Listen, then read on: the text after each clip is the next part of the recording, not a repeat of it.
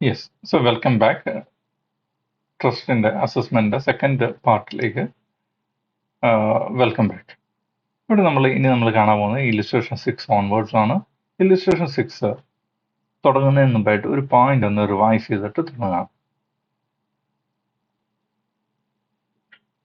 Yes, പിന്നെ 649 specific ആയിട്ട് നമ്മൾ കണ്ടൊരു കാര്യം, ഒരു ക്യാപിറ്റൽ അസറ്റ് പർച്ചേസ് ചെയ്തിട്ടുണ്ട് എന്ന് കരുതുക. അങ്ങനെയാണെന്ന് വെച്ചാൽ ആ പർച്ചേസ് ചെയ്യാൻ വേണ്ടി യൂസ് ചെയ്ത എമൗണ്ട് അതിനെ ആപ്ലിക്കേഷൻ ഓഫ് ഇൻകം ആയിട്ടായിരിക്കും ട്രീറ്റ് ചെയ്യാൻ പോകുന്നത്. എന്ന് പറഞ്ഞു കഴിഞ്ഞാൽ the cost of acquisition of that particular capital asset will be considered as application of income.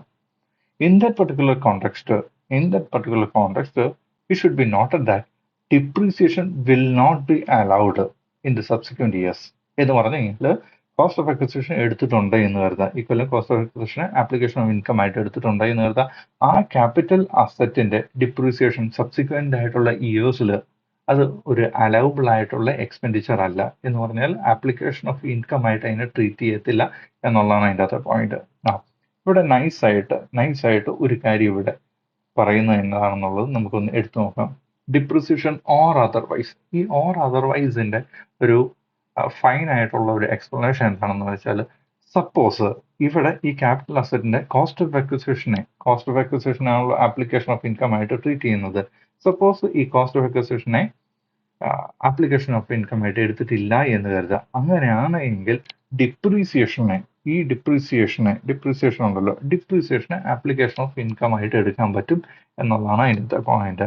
But നമ്മൾ സാധാരണ രീതിയിൽ നോക്കുകയാണ് എന്ന് കരുതുക, നമ്മൾ 99% ഓഫ് കേസിലും കൺഫ്യൂഷൻ ഉണ്ടാവാതിരിക്കാൻ വേണ്ടി കോസ്റ്റ് ഓഫ് അക്വിസിഷനെയാണ് ആപ്ലിക്കേഷൻ ഓഫ് ഇൻകം ആയിട്ട് ട്രീറ്റ് ചെയ്യുന്നത്. നൗ ഈ പറയുന്ന 1% ഏത് സിനാരിയോ ആണെന്നുള്ളത് ഞാൻ എക്സ്പ്ലെയിൻ ചെയ്യാം.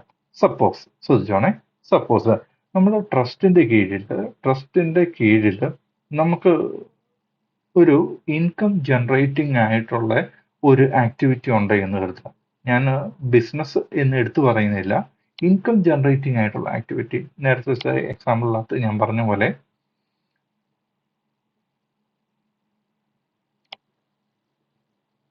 നമുക്കൊരു ഹോസ്പിറ്റൽ ഉണ്ട് എന്ന് കരുതുക. ഈ ഹോസ്പിറ്റലിലെ പ്രൈം ഒബ്ജക്റ്റീവ് ട്രീറ്റ്മെന്റ് പ്രൊവൈഡ് ചെയ്യുക എന്നുള്ളതാണ്. അതിൻ്റെ അകത്ത് ഒരു ക്യാൻറ്റീൻ ഉണ്ട് എന്ന് കരുതുക. ഓക്കെ, ആ ക്യാൻറ്റീനിന്റെ ഫങ്ഷനിങ് ഒരു സാധാരണ പുറത്തുള്ളൊരു റെസ്റ്റോറന്റ് ഫങ്ഷനിങ് പോലെ ആയിരിക്കുമല്ലോ. സേ ഫോർ എക്സാമ്പിൾ ഞാൻ പുറത്തുള്ളൊരു റെസ്റ്റോറന്റ് നടത്തുവാണ് എന്ന് കരുതുക, റെസ്റ്റോറന്റ് ബിസിനസ് ഓണർ ആണ് എന്ന് കരുതുക. അങ്ങനെയാണെങ്കിൽ ഈ റെസ്റ്റോറന്റ് ഇൻകത്തിനെ ഞാൻ PGBP ആയിട്ടായിരിക്കുമല്ലോ ട്രീറ്റ് ചെയ്യാൻ പോകുന്നത്. അപ്പം അങ്ങനെ ഉള്ളപ്പോഴത്തേക്കും ആ PGBPയുടെ കാൽക്കുലേഷൻ്റെ അകത്ത് ഇവിടുത്തെ ഈ പറഞ്ഞ ഫിക്സ്ഡ് അസറ്റിന് മേലെ ഡിപ്രീസിയേഷൻ കാൽക്കുലേറ്റ് ചെയ്യുന്നു. അങ്ങനത്തെ കാര്യങ്ങളെല്ലാം ആയിരിക്കുമല്ലോ ഞാൻ എടുക്കാൻ പോകുന്നത്. അപ്പം അതേപോലെ ഈ പറയുന്ന സാഹചര്യത്തിൻ്റെ അകത്ത് ഇവിടെ ഒരു ഇൻകം ജനറേറ്റിംഗ് ആയിട്ടുള്ള ഒരു ആക്ടിവിറ്റി ഉണ്ട് എന്ന് കരുതുക. ഓക്കെ, അങ്ങനെ ഒരു കോണ്ടെക്സ്റ്റിലായിരിക്കും ഈ പറയുന്ന ഇൻകം ജനറേറ്റിംഗ് ആയിട്ടുള്ള ഈ ആക്ടിവിറ്റി ഇത് ഏതാണ്ട് ഒരു PGBP നേച്ചറിലുള്ള ആക്ടിവിറ്റി ആയത് കാരണത്താൽ തന്നെ അവിടെയുള്ള ഫിക്സ്ഡ് അസറ്റിന്റെ മുകളിൽ ഡിപ്രീസിയേഷൻ ആയിരിക്കും ഞാൻ കൺസിഡർ ചെയ്യാൻ പോകുന്നത്. ഓക്കെ, സോ ഇത് ഒരു യൂഷ്വൽ ആയിട്ടുള്ള ഒരു കാര്യമല്ല. ഇതൊരു 1% ചാൻസ് ഉള്ള ഒരു കാര്യമാണ് എന്നുള്ള ഓർത്തേക്കാം. ഒരു ക്വസ്റ്റ്യൻ വായിക്കുമ്പോഴത്തേക്ക് എങ്ങനെയാണ് ഞാൻ മനസ്സിലാക്കേണ്ടത്? അതിനകത്ത് ഡിപ്രീസിയേഷനെയാണോ കൺസിഡർ ചെയ്യേണ്ടത്, അതെയോ കോസ്റ്റ് ഓഫ് അക്വിസിഷനെയാണോ കൺസിഡർ ചെയ്യേണ്ടത് എന്നുള്ളത് ക്ലിയർ അല്ല എന്ന് കരുതുക. അങ്ങനെയാണെന്ന് വെച്ചാൽ ഒരു ക്ലിയർ ആയിട്ടുള്ള ഒരു അസംഷൻ കൊടുത്തേക്കുക. അതിൻ്റെ ആ അസംഷന്റെ ബേസിസിൽ കാര്യങ്ങൾ വർക്കൗട്ട് ചെയ്തേക്കുക. ഇനി നമുക്ക് ഇല്ലുസ്ട്രേഷനിലേക്ക് കിടക്കാം. So here we go. Illustration number 6. A public charitable trust runs a hospital which derived income of rupees 250 lakh. ഒരു ട്രസ്റ്റ് ഒരു ഹോസ്പിറ്റൽ നടത്തുന്നുണ്ട്. ആ ഹോസ്പിറ്റലിന് 250 lakh ഇൻകം കിട്ടിയിട്ടുണ്ട് from its operational activities. Expenses incurred to earn such income. ഈ 250 ലക്ഷം earn ചെയ്യാൻ വേണ്ടി incurred ആയിട്ടുള്ള എക്സ്പെൻസസ് ഏതൊക്കെയാണെന്നുള്ളതാണ് ഇനി പറയുന്നത്. Expenses incurred to earn such income are 50 lakh, 55 ലക്ഷം. Depreciation on various assets used in the hospital is rupees 15 lakh. So depreciation ഇവർക്ക് വന്നിട്ടുണ്ട് എന്ന്. ഇതാണ് ഞാൻ നേരത്തെ പറഞ്ഞ എക്സെപ്ഷണൽ ആയിട്ടുള്ള സിനാരിയോ. ഇവിടെ ഈ ഡിപ്രീസിയേഷനെ എടുക്കണോ വേണ്ടയോ എന്നുള്ളതാണ്. 1% കേസിൽ ഇങ്ങനെ സ്പെസിഫിക് ആയിട്ട് പറഞ്ഞിരിക്കുമ്പോഴത്തേക്കും നമുക്ക് അസ്യൂം ചെയ്യാം. എന്ത് അസ്യൂം ചെയ്യാം? ഈ പറയുന്ന ഈ അസറ്റിന്റെ കോസ്റ്റ് ഓഫ് അക്വിസിഷനെ ആപ്ലിക്കേഷൻ ഓഫ് ഇൻകം ആയിട്ട് ട്രീറ്റ് ചെയ്തിട്ടില്ലായിരുന്നു എന്ന് അസ്യൂം ചെയ്യേണ്ടതായിട്ടുണ്ട്. ഇല്ലെങ്കിൽ അങ്ങനെ ഒരു അസംഷൻ ചെയ്തതിന് ശേഷം നമുക്ക് ഈ ഡിപ്രീസിയേഷനെ ഇൻക്ലൂഡ് ചെയ്യാം. സോ ഈ ഡിപ്രീസിയേഷനെ നമുക്ക് ആപ്ലിക്കേഷൻ ഓഫ് ഇൻകം ആയിട്ട് കുറയ്ക്കണം എന്ന് കരുതുക. അങ്ങനെ ഒരു അസംഷൻ ചെയ്താൽ മാത്രമേ പോസിബിൾ ആവത്തുള്ളൂ. അടുത്തതായിട്ട് എന്താ പറഞ്ഞേക്കുന്നത് നോക്കാം. Out of income of 250 lakh, amount accrued but not received as on 31/3/2023 is 20 lakh. അപ്പം ഈ 250 ലക്ഷത്തിന്റെ അകത്ത് ഈ 250 ലക്ഷത്തിന്റെ അകത്ത് 20 ലക്ഷം അക്രൂഡായി പക്ഷെ കയ്യിലേക്ക് കിട്ടിയില്ല എന്ന് പറയുമ്പോഴത്തേക്കും ഈ 20 ലക്ഷത്തിന് എഗെയിൻസ്റ്റ് ആയിട്ട് നമ്മൾ ഫോം 9A സബ്മിറ്റ് ചെയ്യുവാണ് എന്ന് കരുതുക. അങ്ങനെയാണ് എങ്കിൽ 9A സബ്മിറ്റ് ചെയ്യുമ്പോഴത്തേക്കും before due date of filing of return of income file ചെയ്യണം. അങ്ങനെ ആ ഫയൽ ചെയ്യുവാണ് എന്ന് കരുതുക. ഈ 20 lakh ഏത് കൊല്ലമാണോ കിട്ടുന്നത് ആ കൊല്ലം ഇതിന് അപ്ലൈ ചെയ്താൽ മതി. Okay, now let's continue. The institution earmarked and set apart 30 lakhs in March 2023. Earmarked എന്ന് പറഞ്ഞു കഴിഞ്ഞാൽ ഈ പറയുന്ന ഈ ട്രസ്റ്റ് ഒരു 30 ലക്ഷം രൂപ മാറ്റിവെച്ചു എന്ന്, ഒരു സ്പെസിഫിക് ആയിട്ടുള്ള പർപ്പസിന് വേണ്ടി മാറ്റിവെച്ചു. എന്ത് പർപ്പസ് ആണെന്നുള്ളത് നോക്കാം. To give us advance for building intended to be taken on lease for expansion of hospital. അതായത് ഈ ഹോസ്പിറ്റലിന്റെ എക്സ്പാൻഷന് വേണ്ടി ഒരു ബിൽഡിംഗ് ലീസിൽ എടുക്കാൻ വേണ്ടി അവർ 30 ലക്ഷം രൂപ മാറ്റിവെച്ചിട്ടുണ്ടായിരുന്നു. ഇത് ഈ 30 ലക്ഷം രൂപ മാർച്ച് 2023 ഉപയോഗിക്കണം എന്നുള്ള രീതിയിലാണ് മാറ്റിവെച്ചത്. ബട്ട് ഇനി കണ്ടിന്യൂ ചെയ്യുവാണേ. But the amount was paid on 7th April 2023 as lease agreement could not be signed by 31st March 2023. So March 2023 ഈ 30 ലക്ഷം രൂപ ചെലവാക്കും എന്ന് വിചാരിച്ചു. പക്ഷേ ഡ്യൂ ടു അൺഫോർസിബിൾ ഈവൻസ് ഈ എഗ്രിമെന്റ് സൈൻ ചെയ്യാൻ പറ്റാതെ പോയത് കാരണത്താൽ ഇത് ചെലവായത് 7th April 2023 സോ എന്ന് പറഞ്ഞു കഴിഞ്ഞാൽ നമ്മുടെ ഈ പറയുന്ന 9A ഫോമിൻ്റെ അകത്ത് നമ്മൾ ഈ പറയുന്ന 30 lakhs കൂടെ കാണിക്കുന്നു. അതായത് ഇത് സെറ്റപ്പ് ആയിട്ടായിരുന്നു, പക്ഷേ ഇന്ന പർപ്പസിന് വേണ്ടി ഇയർ മാർക്ക് ചെയ്ത് വെച്ചാണ്. പക്ഷേ ഈ ഫിനാൻഷ്യൽ ഇയർ അപ്ലൈ ചെയ്യാൻ പറ്റുന്നില്ല, അടുത്ത ഫിനാൻഷ്യൽ ഇയറിൽ അപ്ലൈ ചെയ്യുവാണ്, ഇല്ലെങ്കിൽ ചെയ്യാനാണ് താല്പര്യപ്പെടുന്നത്. ഇല്ലെങ്കിൽ ഇത് 7th April എന്ന് പറയുമ്പോഴത്തേക്കും 7th April ശേഷമാണല്ലോ due date of filing of return 139 dates വരുന്നത്. അതിന് മുമ്പായിട്ട് നമുക്ക് പറയാം ഓൾറെഡി ഈ 30 lakh ഞങ്ങൾ സബ്സിക്വൻ്റ് ആയിട്ടുള്ള ഫിനാൻഷ്യൽ ഇയർ, അതായത് കറണ്ട് ഫിനാൻഷ്യൽ ഇയർ 23-24 അകത്ത് അപ്ലൈ ചെയ്തിട്ടുണ്ട് എന്ന് കാണിക്കുകയും ചെയ്യാൻ പറ്റും. The trust has got an ERP package developed and installed by IT company during the year. The total cost to the trust on account of ERP package was ₹85 lakh. Now, ഇവിടെ ഈ പറയുന്ന ചിലപ്പോൾ confusion തോന്നാം. ഈ 85 lakh അതായത് ഒരു ERP package develop ചെയ്തിട്ടുണ്ടായിരുന്നു. ആ ERP പാക്കേജിന്റെ കോസ്റ്റ് 85 lakh ആണ് എന്ന്. അപ്പം ഈ 85 lakhനെ ഫുള്ളായിട്ട് എടുക്കണോ അത് ഇതിന്റെ മുകളിലുള്ള ഡിപ്രീസിയേഷൻ എടുക്കണോ എന്ന് വേണമെങ്കിൽ ഡൗട്ട് വരാം. ഇവിടെ അതാണ് വളരെ ഫൈൻ ആയിട്ട് you need to read between the line.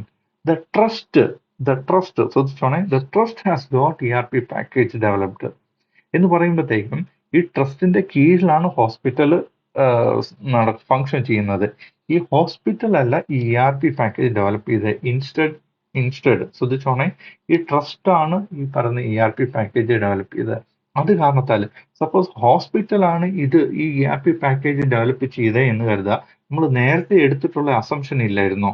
നേരത്തെ എടുത്തിട്ടുള്ള അസംഷൻ പ്രകാരമാണല്ലോ ഈ ഡിപ്രീസിയേഷൻ 15 ലക്ഷത്തിനെ നമ്മൾ എടുത്തേക്കുന്നത്. അതേപോലെ ഈ പറഞ്ഞ ERP പാക്കേജിന്റെ ഡിപ്രീസിയേഷൻ മാത്രമേ എടുക്കാൻ പറ്റത്തുള്ളായിരുന്നുള്ളൂ. പക്ഷെങ്കിൽ ഇത് ട്രസ്റ്റ് ശ്രദ്ധിച്ചോണേ, സംതിങ് ലൈക്ക് ഇത് ട്രസ്റ്റ് ആണ്. ഓക്കെ, ഈ ട്രസ്റ്റിന്റെ കീഴിലാണ് ഈ ഹോസ്പിറ്റൽ വരുന്നത്. സോ ഈ ട്രസ്റ്റിന്റെ ഫങ്ഷനിങ്ങും ആക്ടിവിറ്റീസും ഇതിന്റെ കീഴിലാണ് ഹോസ്പിറ്റൽ നിൽക്കുന്നത്. ഹോസ്പിറ്റലിനകത്ത് നമ്മൾ ഡിപ്രീസിയേഷൻ എടുക്കുന്നു, പക്ഷെ ട്രസ്റ്റിന്റെ ആംഗിൾ എടുക്കുമ്പോഴത്തേക്കും ഡിപ്രീസിയേഷൻ അല്ല, ഈ പറഞ്ഞ ഡെവലപ്പ് ചെയ്തിരിക്കുന്ന ERP, ഓക്കെ, 85 ലക്ഷം ഡെവലപ്പ് ചെയ്തേക്കുന്ന ERP-നെ എൻറ്റയർലി ആപ്ലിക്കേഷൻ ആയിട്ടായിരിക്കും ട്രീറ്റ് ചെയ്യാൻ പോകുന്നത്. ഓക്കെ, പിന്നെ വീണ്ടും വീണ്ടും അതേ വാക്കുകൾ. Trust has incurred 12 lakhs for purchase of number of desktop and laptop computers for the use in hospital. So ഈ ഹോസ്പിറ്റലിൽ യൂസ് ചെയ്യാൻ വേണ്ടി desktop and laptop computers purchase ചെയ്തു. എത്ര ആയിരം രൂപയ്ക്ക്? 12 ലക്ഷം രൂപയ്ക്ക്. അപ്പം ഈ 12 ലക്ഷം രൂപ അതും ആരാണ്? ട്രസ്റ്റാണ് ഇൻകർ ചെയ്തേക്കുന്നത്. അത് കാരണത്താൽ തന്നെ അതിന്റെ ഡിപ്രീസിയേഷൻ അല്ല, entire 12 lakhs application of income ആയിട്ട് ട്രീറ്റ് ചെയ്യുന്നത്. Okay, compute taxable income of the trust. Okay, so here we go. ഇവിടെ അപ്പം income derive from operational activities 250 lakh and അതിൻ്റെ അതിന് എക്സ്പെൻസ് ഇൻകേർഡ് 55 lakh കുറയ്ക്കുന്നു. അതുപോലെ തന്നെ ഡിപ്രിസിയേഷൻ കുറയ്ക്കുന്നു 15 lakh. ഓക്കെ, അപ്പൊ ഇവിടെ നമ്മളൊരു അസംഷൻ എടുക്കുന്നുണ്ട്. അതിവിടെ നോക്കിക്കോട്ടെ. Assumed cost of assets not deducted from income. മനസ്സിലായല്ലോ? സോ ഇത്രയും കഴിഞ്ഞ് കഴിയുമ്പോഴത്തേക്കും income for charitable purpose 180 lakhs കിട്ടുന്നു. ഇനി ഈ 180 lakhs-ന്റെ നമുക്കറിയാം അതിന്റെ 15% അക്യുമുലേറ്റ് ചെയ്യാൻ പറ്റും മാക്സിമം. ഓക്കെ, സോ 180 lakhs-ന്റെ 15% എന്ന് പറയുന്നത് 27 ആണ്. ഈ 27 180 lakhs-ന്റെ അകത്ത് കുറച്ച് കഴിയുമ്പോഴത്തേക്കും ബാക്കി 153 lakh അപ്ലൈ ചെയ്യണം. 153. ഓക്കെ, സോ വേണമെന്ന് വെച്ചാൽ ഇവിടെ ഒരു ലൈന് ഇട്ടതിന് ശേഷം 153 lakh എന്ന് പറഞ്ഞുകൊണ്ട് എഴുതാം. എന്നിട്ട് അതിൻ്റെ അകത്തു നിന്നുള്ള ആപ്ലിക്കേഷൻസ് എന്തൊക്കെയാണെന്നുള്ളത് നോക്കാം. ആദ്യമായിട്ട് income not received during the previous year. ഈ പറയുന്ന പ്രീവിയസ് ഇയറിൽ കിട്ടാതെ പോയിട്ടുള്ള ഇൻകം. ഓക്കെ, ആ ഇൻകത്തിന് അഗെയിൻസ്റ്റ് ആയിട്ട് it can be spend in the year of receipt in the year of receipt on the following. ഈ പറയുന്ന എമൗണ്ടിന് അഗെയിൻസ്റ്റ് ആയിട്ട് 9 കൊടുത്തിട്ടുണ്ടോ എന്നുള്ള ആട്ടോ ഇവിടുത്തെ അസംഷൻ. ഇല്ല എങ്കിൽ അതിനെ ഇവിടെ കുറച്ച് കാണിക്കാൻ പറ്റത്തില്ല. That amount spend apart for building on lease. ഇവിടെയും നമ്മൾ അസ്യൂം ചെയ്യുന്നു. അസ്യൂംഡ് ഫയൽഡ് ഫോം 9 വിത്ത് സ്പെസിഫൈഡ് ടൈം. ഓക്കെ, അപ്പം ആ ബിൽഡിങ്ങിന് വേണ്ടിയുള്ള 30 lakhs കുറയ്ക്കാൻ പറ്റും. ദെൻ പിന്നെ ഉള്ളത് ERP പാക്കേജ് 85 lakh കുറയ്ക്കാൻ പറ്റും. ഡെസ്ക്ടോപ്പ് ആൻഡ് ലാപ്ടോപ്പ് പർച്ചേസ് ചെയ്ത് 12 lakh കുറയ്ക്കാൻ പറ്റും. സോ ഇൻ ഷോർട്ട് ഈ രണ്ട് എമൗണ്ടുകൾ 20-യും 30-യും ഇത് 9യുടെ മെറിറ്റ് കാരണമാണ് ഇവിടെ കുറയ്ക്കാൻ പറ്റുന്നത്. ബാക്കിയുള്ള 85 ആൻഡ് 12 lakh ഇത് രണ്ടും, ഈ 85 ആണെന്ന് വെച്ചാൽ ശരി, ഈ 12 lakh ആണെന്ന് വെച്ചാൽ ശരി, ഇത് രണ്ടും, ഈ രണ്ട് എക്സ്പെൻസ് ഇത് ക്യാപിറ്റൽ എക്സ്പെൻഡിച്ചർ ആണ്. Okay, capital expenditure of trust. Okay, അപ്പം ഈ ക്യാപിറ്റൽ എക്സ്പെൻഡിച്ചർ ഓഫ് ട്രസ്റ്റിന്റെ കേസിൽ നമ്മൾ എടുത്തേക്കുന്ന അസംഷൻ ഡിഫറെന്റ് ആണ്. അതേപോലെ തന്നെ ഈ പറഞ്ഞ ഹോസ്പിറ്റലിന്റെ അസറ്റിൽ എടുത്തേക്കുന്ന അസംഷൻ ഡിഫറെന്റ് ആണ്. അപ്പം ഇത് കറക്റ്റായിട്ട് മനസ്സിലാക്കിയിട്ടില്ല എന്ന് കരുതുക, ഇവിടെ കൺഫ്യൂഷൻ വരാൻ സ്റ്റുഡൻസിന്. ഓക്കെ, അപ്പം ഇത്രയും കാര്യങ്ങളെ ഇത്രയും കുറച്ച് കഴിയുമ്പോഴത്തേക്കും ഇതെല്ലാം കൂടെ ടോട്ടൽ ചെയ്യുമ്പോഴത്തേക്കും നമുക്ക് ഇത്രയും കുറച്ച് കഴിയുമ്പോഴത്തേക്കും ബാക്കി ടാക്സബിൾ ഇൻകം 6 lakh എന്ന് പറഞ്ഞുകൊണ്ട് കിട്ടുന്നു. Hope this is clear. So illustration number 6 clear അല്ലേ മക്കളെ?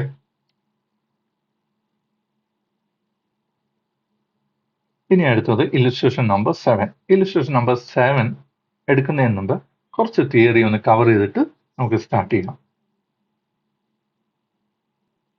പേജ് നമ്പർ 647 അകത്ത് ഏറ്റവും താഴെയായിട്ട് ക്യാപിറ്റൽ ഗെയിൻ, ഒരു ട്രസ്റ്റിന്റെ ക്യാപിറ്റൽ ഗെയിൻ റിലേറ്റഡ് ആയിട്ടുള്ള എക്സ്പ്ലനേഷൻ കൊടുത്തിട്ടുണ്ട്. ക്യാപിറ്റൽ ഗെയിനിന്റെ മേളിൽ ടാക്സ് വരുമോ, എങ്ങനെ, അങ്ങനത്തെ കാര്യങ്ങൾ.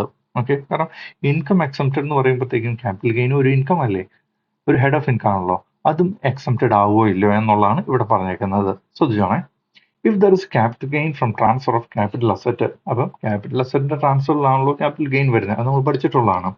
And wholly for charitable or religious purpose and the whole amount of net sale consideration, അതായത് വിറ്റ് കിട്ടിയായിട്ടുള്ള whole amount, okay, of net sale consideration is utilised for acquiring new capital asset for the same purpose. അതായത് ഈ പറയുന്ന ട്രസ്റ്റിന്റെ അതേ പർപ്പസിന് വേണ്ടി, അതായത് നമുക്ക് ഒരു ഓൾഡ് ആയിട്ടുള്ള ഒരു ക്യാപിറ്റൽ അസറ്റ് ഉണ്ടായിരുന്നു. ഈ ക്യാപിറ്റൽ അസറ്റ് നമ്മൾ സെയിൽ നടത്തുവാണ്. ഓക്കെ, എന്നിട്ട് അതിൻ്റെ അകത്ത് കിട്ടുന്ന നെറ്റ് സെയിൽ കൺസിഡറേഷൻ, ഈ നെറ്റ് സെയിൽ കൺസിഡറേഷനെ എൻറ്റയർലി നമ്മളൊരു ന്യൂ അസറ്റിന്റെ അകത്തേക്ക് ഇടുവാണ് എന്ന് കരുതുക. ന്യൂ അസറ്റിനകത്തേക്ക് ഇടുവാണ് എന്ന് കരുതാം. ഇതാട്ടോ അതിൻ്റെ അകത്തെ point. For acquiring new capital asset for the same purpose എന്ന് പറയുമ്പോൾ ട്രസ്റ്റിന്റെ അതേ പർപ്പസിന് വേണ്ടി the amount of capital gain will be fully exempted. Okay, അങ്ങനെയാണ് എന്ന് കരുതുക. ഇതിൻ്റെ അകത്ത് എന്തെങ്കിലും ക്യാപിറ്റൽ ഗെയിൻ വരുവാണ് എന്ന് കരുതുക. ആ ക്യാപിറ്റൽ ഗെയിൻ ഫുള്ളി എക്സെപ്റ്റഡ് ആയിരിക്കും. നൗ ശ്രദ്ധിച്ചോണേ, ഇവിടെ എങ്ങനെയാണ് ക്യാപിറ്റൽ ഗെയിൻ വരുന്ന സാഹചര്യം എന്നുള്ളത് നോക്കാം. ഈ ക്യാപിറ്റൽ അസറ്റ് ഇത് സേ ഫോർ എക്സാമ്പിൾ ഇവിടെ വിറ്റേക്കുന്നത് 100 രൂപയ്ക്കാണ് എന്ന് കരുതുക. ഇതിന്റെ ഒറിജിനൽ കോസ്റ്റ് ഓഫ് അക്വിസിഷൻ അത് ലെറ്റ്സ് സേ ഫോർ എക്സാമ്പിൾ 80 രൂപ ആയിരുന്നു എന്ന് കരുതുക. ഇത് രണ്ടും തമ്മിലുള്ള വ്യത്യാസം 20 രൂപ ഉണ്ടല്ലോ. ആ 20 രൂപയാണ് ഇവിടുത്തെ ക്യാപിറ്റൽ ഗെയിൻ ആയിട്ട് വരുന്നത്. ഈ ക്യാപിറ്റൽ ഗെയിന് ടാക്സ് കൊടുക്കണോ വേണ്ടയോ എന്നുള്ളതാണ് ഇവിടുത്തെ ചോദ്യം. നോ, ഈ 100 രൂപേനെ എൻറ്റയർ ആയിട്ട്, ഈ 100 രൂപയാണല്ലോ ഇവിടുത്തെ നെറ്റ് സെയിൽ കൺസിഡറേഷൻ. ഈ നെറ്റ് സെയിൽ കൺസിഡറേഷൻ എൻറ്റയർലി ഒരു ന്യൂ അസറ്റിന്റെ അകത്ത് ഇൻവെസ്റ്റ് ചെയ്തിട്ടുണ്ട് എന്ന് കരുതുക. എന്ന് പറഞ്ഞാൽ ഈ ന്യൂ അസറ്റിനകത്തേക്ക് ഈ 100 രൂപേനെ ഇൻവെസ്റ്റ് ചെയ്തിട്ടുണ്ട് എന്ന് കരുതുക. അങ്ങനെയാണെങ്കിൽ ഇവിടുത്തെ ടാക്സ് നില്ലായിരിക്കും എന്നുള്ളതാണ്. Okay, so capital gain will be fully excepted. ഇനി പ്രൊപ്പോർഷനേറ്റ് ആയിട്ടുള്ള ഒരു എമൗണ്ട് ആണ് ഇൻവെസ്റ്റഡ് ആവുന്നതെന്ന് കരുതുക. അങ്ങനെ പ്രൊപ്പോർഷനേറ്റ് ആയിട്ടായിരിക്കും ക്യാപിറ്റൽ ഗെയിന് വരുന്നത്. നമുക്കത് നോക്കാം. നെക്സ്റ്റ് പേജിന്റെ അകത്ത് ഒരു എക്സാമ്പിൾ കൊടുത്തിട്ടുണ്ട്. For example, if capital asset costing 40,000 is transferred for 65,000. അപ്പോൾ 40,000 കോസ്റ്റ് ഉള്ള ഒരു ക്യാപിറ്റൽ അസറ്റ് 65,000 രൂപയ്ക്ക് ട്രാൻസ്ഫർ ചെയ്യുവാണ് എന്ന് കരുതുക. അങ്ങനെയാണെങ്കിൽ ഇവിടുത്തെ ക്യാപിറ്റൽ ഗെയിൻ എന്ന് പറയുന്നത് ഈ 40ഉം 65ഉം തമ്മിലുള്ള വ്യത്യാസമായിട്ടുള്ള 25,000 ആണല്ലോ. Okay, and new capital asset is acquired for 65,000. പുതിയ ക്യാപിറ്റൽ അസറ്റ് 65,000 രൂപയ്ക്ക് തന്നെയാണ് മേടിക്കുന്നത് എന്ന് കരുതുക. അങ്ങനെയാണ് എങ്കിൽ the entire amount of capital gain of 20,000 will be exempted. അതാണ് നമ്മളിപ്പം കണ്ടത്. Now, if the new capital asset is acquired at 50,000 only, അതായത് പുതിയ ക്യാപിറ്റൽ അസറ്റ് 50,000 രൂപയ്ക്കാണ് മേടിച്ചേക്കുന്നത് എന്ന് കരുതുക. ഓക്കെ, അങ്ങനെയാണെങ്കിൽ അതായത് ഇൻ എക്സസ് ഓഫ് ഈ 40,000 കോസ്റ്റ് ഉള്ള ഈ പറയുന്ന ക്യാപിറ്റൽ അസറ്റ് ആയിരുന്നു പണ്ടത്തെ, പുതിയതായിട്ട് മേടിക്കുന്നത് 50,000 കോസ്റ്റ് ഉള്ളതാണ് എന്നുള്ള സാഹചര്യമാണ്. is acquired at a cost of 50,000 only, the capital gain will be exempted to the extent of 10,000 only. So എന്ന് പറഞ്ഞു കഴിഞ്ഞാൽ ഇത് രണ്ടും തമ്മിലുള്ള വ്യത്യാസം, ഈ 50 and 40 തമ്മിലുള്ള വ്യത്യാസം ഉണ്ടല്ലോ 10,000 രൂപ, ഈ 10,000 രൂപ വരെ ആയിരിക്കും എക്സംഷൻ വരാൻ പോകുന്നത്. എന്ന് പറഞ്ഞു കഴിഞ്ഞാൽ ഈ 25,000ന്റെ അകത്തുനിന്ന് 10,000 വരെ നമ്മൾ എക്സംപ്റ്റഡ് ആവുന്നു. ബാക്കിയുള്ള 15,000 ഓട്ടോമാറ്റിക്കലി ടാക്സബിൾ ആവുന്നു, ക്യാപിറ്റൽ ഗെയിൻ ടാക്സബിൾ ആയിട്ട് മാറുന്നു. Is it clear? അതാണ് ആ ഒരു പ്രൊപ്പോർഷനേറ്റ് എമൗണ്ട് എന്നുകൊണ്ട് അർത്ഥമാക്കുന്നത്. ഇവിടെ ശ്രദ്ധിക്കേണ്ട കാര്യം എന്താണെന്ന് വെച്ചാൽ ഈ asset if this particular asset is wholly for charitable or religious purpose, ഈ അസറ്റ് മുഴുവനായിട്ട് ചാരിറ്റബിൾ പർപ്പസ് അല്ലെങ്കിൽ റിലീജിയസ് പർപ്പസിന് വേണ്ടി യൂസ് ചെയ്യുന്ന അസറ്റാണ്. ഇനി അടുത്ത എക്സാമ്പിൾ വരുന്നത് ഒരു capital asset is held in part only for charitable or religious purpose എന്ന് പറയുന്നതാണ് അടുത്ത കോണ്ടെക്സ്റ്റ്. ഓക്കെ, എന്ന് പറഞ്ഞു കഴിഞ്ഞാൽ ഇവിടുത്തെ എക്സാമ്പിൾ നമുക്ക് നോക്കാം. For example,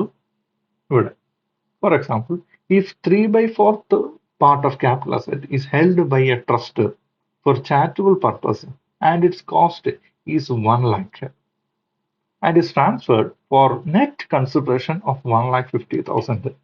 So 1 lakh cost ഉള്ള അസറ്റ് 1,50,000 ട്രാൻസ്ഫർ ചെയ്യുവാണ് എന്ന് കരുതുക. അവിടുത്തെ ക്യാപിറ്റൽ ഗെയിൻ എന്ന് പറയുന്നത് 50,000 ആണല്ലോ. ശ്രദ്ധിക്കേണ്ട കാര്യം എന്നാന്ന് വെച്ചാൽ ഈ അസറ്റിനെ എൻറ്റയർ ആയിട്ട്, ഈ അസറ്റ് കംപ്ലീറ്റ് ആയിട്ട് ട്രസ്റ്റിന്റെ അസറ്റ് അല്ല. ആ അസറ്റിന്റെ 3/4 പാർട്ട് മാത്രമാണ് ഈ ട്രസ്റ്റിൻ്റെത് എന്ന് പറയുമ്പോഴത്തേക്കും okay, so hence here 3/4 of capital gain, that is 3/4 of 50,000, 37,000 will be exempted from tax. ഏത് സാഹചര്യത്തിൻ്റെ അകത്ത് ഈ നെറ്റ് സെയിൽ കൺസിഡറേഷൻ മൊത്തത്തിൽ, നെറ്റ് സെയിൽ കൺസിഡറേഷൻ ഇവിടുത്തെ 1,50,000 ആണല്ലോ, ഈ 1,50,000 അതുപോലെ വേറൊരു അസറ്റിന്റെ പർച്ചേസിന് വേണ്ടി ഇടുവാണ് എന്ന് കരുതുക. അങ്ങനെയാണ് എങ്കിൽ ഈ പറയുന്ന ഈ പറയുന്ന 50,000 ഉണ്ടല്ലോ അതിന്റെ 3/4 എക്സംപ്റ്റഡ് ആയി മാറുന്നു എന്നുള്ളതാണ് അവിടുത്തെ point. 3/4 of 50,000, that is 37,500 will be exempted from tax.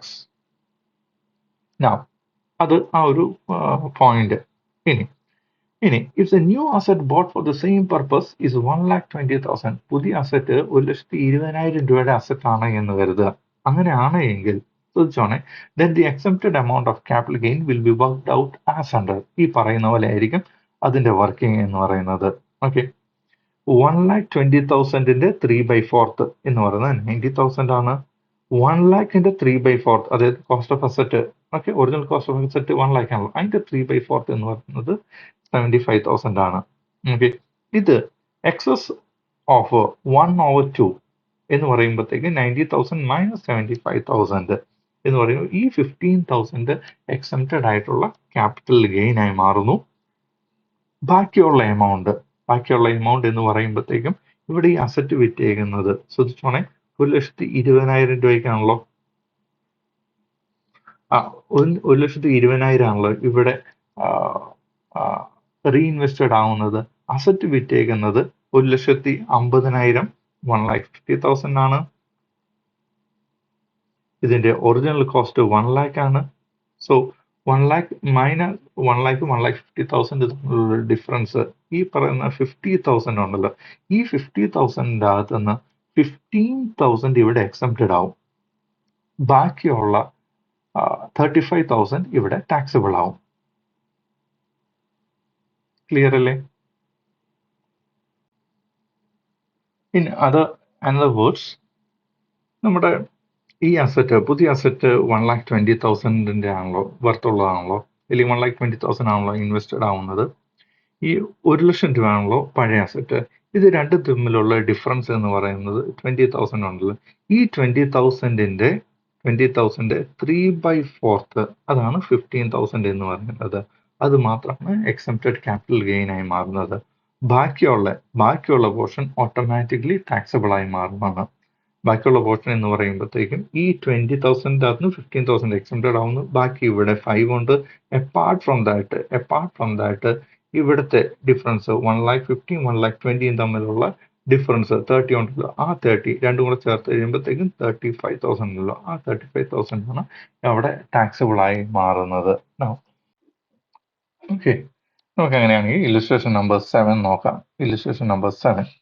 From the following information, compute amount of capital gains utilized for charitable purpose. Capital gain utilized for charitable purpose calculate ചെയ്യാനാണ് അല്ലെങ്കിൽ കമ്പ്യൂട്ട് ചെയ്യാനാണ് പറഞ്ഞേക്കുന്നത്. അത് മനസ്സിലായില്ല പെട്ടെന്ന്. ഇവിടെ മക്കളെ ഓർക്കേണ്ട കാര്യം, നമ്മൾ തിയറി പഠിച്ചപ്പോഴത്തേക്കും തിയറിക്കകത്ത് കണ്ടായിരുന്നു, capital gain if capital gain is utilized for charitable purpose അങ്ങനെയാണെങ്കിൽ that will be considered as application of income. അങ്ങനെ ആപ്ലിക്കേഷൻ ഓഫ് ഇൻകം ആയിട്ട് ട്രീറ്റ് ചെയ്യുന്നതായിട്ടുള്ള ക്യാപിറ്റൽ ഗെയിന് നമ്മൾ ടാക്സ് കൊടുക്കേണ്ട കാര്യമില്ല. സംതിങ് ലൈക്ക് അത് എക്സംപ്റ്റഡ് ആയി മാറുന്നു എന്നുള്ളതാണ് അതിൻ്റെ അകത്തെ പോയിന്റ്. ഓക്കെ, ഇനി സപ്പോസ് ആ ക്യാപിറ്റൽ ഗെയിന് നമ്മൾ യൂട്ടിലൈസ് ചെയ്യുന്നില്ല എന്ന് കരുതുക, അതിനാണ് ടാക്സ് കൊടുക്കേണ്ടതായിട്ട് വരുന്നത്. Okay, now let's read this question ahead. Cost of the asset transferred 3,00,000 രൂപയുടെ അസറ്റ് ആണ്. നെറ്റ് സെയിൽ കൺസിഡറേഷൻ 4,20,000 രൂപയ്ക്കാണ് വിൽക്കുന്നത്. ഓക്കെ, നമുക്ക് ഇവിടെ ഈ രണ്ടെണ്ണം തമ്മിലുള്ള ഡിഫറൻസ് 3,00,000ന്റെ അസറ്റ് 4,20,000 വിൽക്കുന്നു എന്ന് പറയുമ്പോഴത്തേക്കും ഇവിടെ 1,20,000 രൂപ ആണ് ഇവിടുത്തെ ക്യാപിറ്റൽ ഗെയിൻ സ്ട്രൈറ്റ് ആയിട്ട്. ഈ പറയുന്ന 1,20,000 ക്യാപിറ്റൽ ഗെയിനിൻ്റെ അകത്ത് എത്രയാണ് ചാരിറ്റബിൾ പർപ്പസിന് വേണ്ടി ഇൻവെസ്റ്റഡ് ആവുന്നത് എന്നുള്ളതാണ് ഇനി നമ്മൾ നോക്കേണ്ടത്. ഓക്കെ, ക്വസ്റ്റിനകത്ത് അടുത്തായിട്ട് പറഞ്ഞിരിക്കുന്നത് cost of new asset purchased 3,60,000, 3,60,000 രൂപ. ഇവിടെ അപ്പോൾ ശ്രദ്ധിച്ചോണം, 3,00,000 ആയിരുന്നു ഒറിജിനൽ കോസ്റ്റ്. അത് വിറ്റ് കഴിഞ്ഞപ്പോഴത്തേക്കും 4,20,000 കിട്ടി.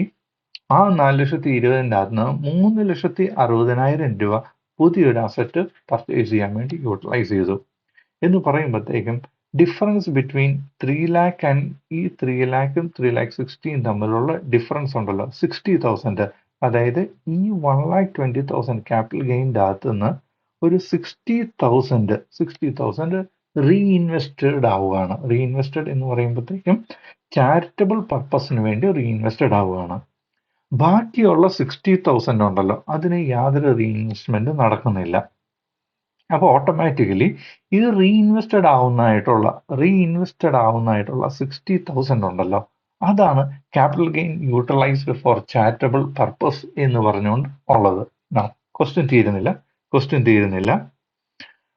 The assets utilized for charitable purpose to the extent of 60% എന്ന് പറയുമ്പോഴത്തേക്കും ഈ അസറ്റ് ഉണ്ടല്ലോ, അതായത് ഈ അസറ്റ് പുതിയ അസറ്റ് ഇല്ലെങ്കിൽ പഴയ അസറ്റ്, ഇത് എല്ലാത്തിനെയും പറ്റിയാണ് ഈ പറയുന്ന 60% പ്രതിപാദിക്കുന്നത്. അതായത് ഈ അസറ്റ് 100% ചാരിറ്റബിൾ പർപ്പസിന് വേണ്ടി യൂസ് ചെയ്യുന്നതല്ല, 60% മാത്രമാണ് യൂസ് എന്ന് പറയുമ്പോഴത്തേക്കും ഈ പറയുന്ന 60,000 എൻറ്റയർലി നമുക്ക് ആപ്ലിക്കേഷൻ ഓഫ് ഇൻകം ആയിട്ട് ട്രീറ്റ് ചെയ്യാൻ പറ്റത്തില്ല. ഈ 60,000ന്റെ 60% എന്ന് പറയുമ്പോഴത്തേക്കും 36,000 മാത്രമാണ് ഇവിടെ ആപ്ലിക്കേഷൻ ഫോർ ചാരിറ്റബിൾ പർപ്പസ് ആയിട്ട് യൂട്ടിലൈസ് ചെയ്യാൻ പറ്റുന്നത്. സോ എന്ന് പറയുമ്പോഴത്തേക്കും ശ്രദ്ധിക്കേണ്ട കാര്യം എന്നാണെന്ന് വെച്ചാൽ, ഇവിടെ 1,20,000 രൂപ നമുക്ക് ക്യാപിറ്റൽ ഗെയിൻ വന്നിട്ടുണ്ട്. ഈ 1,20,000 രൂപയ്ക്കകത്ത് 60,000 രൂപ മാത്രമാണ് റീഇൻവെസ്റ്റഡ് ആവുന്നത്. ഓക്കെ, അതാണ് ഫസ്റ്റ് പോയിന്റ്. സപ്പോസ് ഈ അസറ്റ് 100% ചാരിറ്റബിൾ പർപ്പസിന് വേണ്ടിയാണ് യൂസ് ചെയ്യുന്നത് എന്ന് കരുതുക. അങ്ങനെയാണെങ്കിൽ ഈ 60,000 ആയിരിക്കും amount which is utilised for charitable purpose എന്ന് പറയുന്നത്. പക്ഷേങ്കിൽ ഈ അസറ്റിന്റെ 60% മാത്രമാണ് ചാരിറ്റബിൾ പർപ്പസിന് വേണ്ടി യൂട്ടിലൈസ് ചെയ്യുന്നത്. അത് കാരണത്താൽ തന്നെ ഈ 60,000ന്റെ 60% മാത്രമാണ് നമുക്ക് ഇവിടെ എടുക്കാൻ പറ്റുന്നത്. അതാണ് 36,000. Okay, so this 36,000 is a amount that is reinvested for or utilized for charitable purpose. Clear അല്ലേ? നോ, ഇവിടെ ഒരു കൺഫ്യൂഷൻ ഉണ്ടാവുന്ന കാര്യം എന്താണെന്ന് വെച്ചാൽ, ഇവിടെയും 60 ഉണ്ട്, ഇവിടെയും 60 ഉണ്ട്. ഈ 60യുടെ ഈ രണ്ടാമത്തെ 60യുടെ ആണോ 60% എടുക്കേണ്ടത് എന്നുള്ളത്? അങ്ങനെയല്ല. ഓക്കെ, അങ്ങനെയല്ല. ഈ രണ്ടും 60 ആയത് കാരണത്താൽ ഒരു വിഷയമെങ്കിൽ ചിന്തിച്ച് കൺഫ്യൂഷൻ ആവാം, പക്ഷെ അങ്ങനെയല്ല. അതായത് റീഇൻവെസ്റ്റഡ് ആയിട്ടുള്ള പോർഷൻ ഉണ്ടല്ലോ, അതിൻ്റെയാണ് എടുക്കേണ്ടത്. Okay, so hope this is clear. This is illustration number 7. Yes, ഇനി അടുത്തത് ഇല്ലുസ്ട്രേഷൻ നമ്പർ 8 ആണ്. ഇല്ലുസ്ട്രേഷൻ നമ്പർ 8ൻ്റെ അകത്ത് അനോണിമസ് ഡൊണേഷൻസ് കയറി വരുന്നുണ്ട്. അപ്പം നമുക്ക് അനോണിമസ് ഡൊണേഷൻ റിലേറ്റഡ് ആയിട്ടുള്ള പ്രൊവിഷൻ നോക്കാം, എന്നിട്ട് ഇല്ലുസ്ട്രേഷൻ നമ്പർ 8ലേക്ക് തിരികെ വരാം. യെസ്, പേജ് നമ്പർ 656ൻ്റെ അകത്ത് ടാക്സ് ഓൺ അനോണിമസ് ഡൊണേഷൻ എന്ന് പറയുന്നത് മെൻഷൻ ചെയ്തിട്ടുണ്ട്. ഇത് സെക്ഷൻ 115BBC ആണ്. 115BBC. ഓക്കെ, ആദ്യമായിട്ട് അനോണിമസ് ഡൊണേഷൻ എന്ന് പറയുമ്പോഴത്തേക്കും ആരാണ് ഈ എമൗണ്ട് ഡൊണേറ്റ് ചെയ്തേക്കുന്നത് എന്ന് പറയാതെ ഡൊണേറ്റ് ചെയ്യുന്നതിനാണ് അനോണിമസ് ഡൊണേഷൻ, അല്ലെങ്കിൽ ആരാണ് ഡോണർ എന്ന് നമുക്കറിയത്തില്ല.